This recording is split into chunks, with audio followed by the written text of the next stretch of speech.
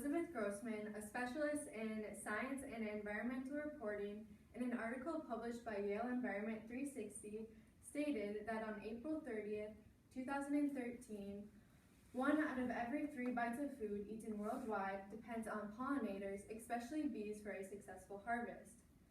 So imagine if all of a sudden bees just disappeared. The agricultural industry would struggle to supply us with fresh, healthy food.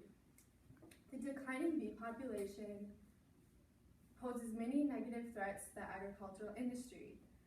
Today, I will be talking to you about the history of the declining bee population and what it means for us agriculturally.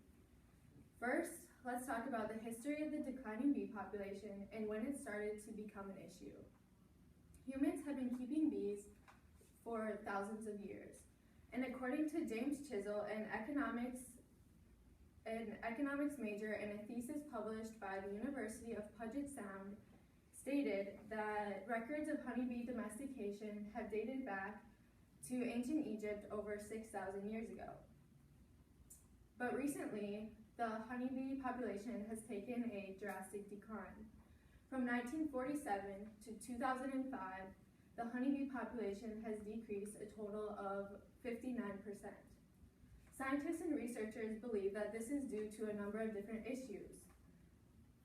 Betsy Riley, an environmental researcher, in an article published by the University of Michigan, stated on December of 2013 that things such as pathogens, current land management, commercial beekeeping, and parasites could be the cause of a 30% annual decrease in the honeybee population. This number is very alarming because the normal rate of decline for the honeybee population is about 13%. That means in 7 years, the rate of decline has almost doubled.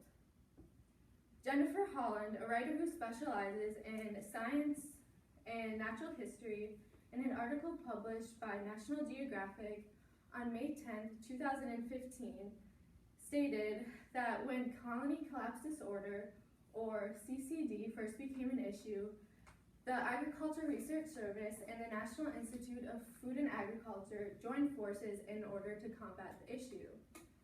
However, almost 6 years later, they still struggle to pinpoint the main cause of the collapse. But new research has come to light that has shown more pathogens in the stomachs of collapsed honeybee colonies than those of healthier honeybee colonies. This points to viral infections as a likely culprit of the collapse. Now that I've talked about how the collapse has changed over time, I will now talk about how it affects us agriculturally. Humans have been,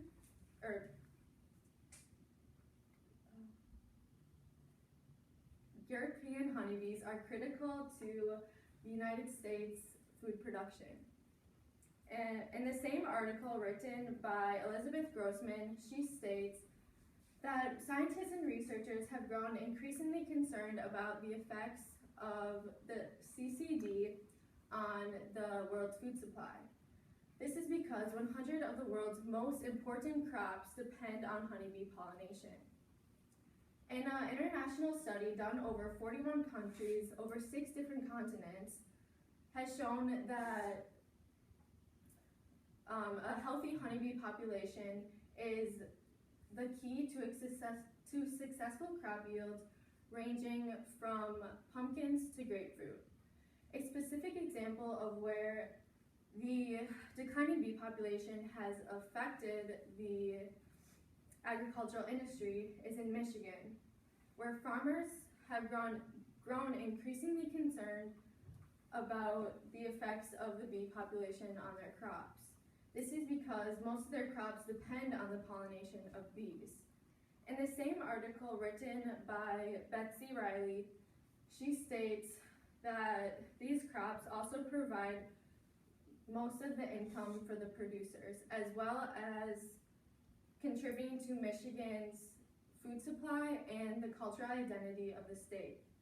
Crops such as pumpkins, plums, Peaches and squash are all produced in Michigan. All these crops and many more fruits and vegetables depend on bees to pollinate their crops. Without bee pollination, these crops would not be able to produce their fruit.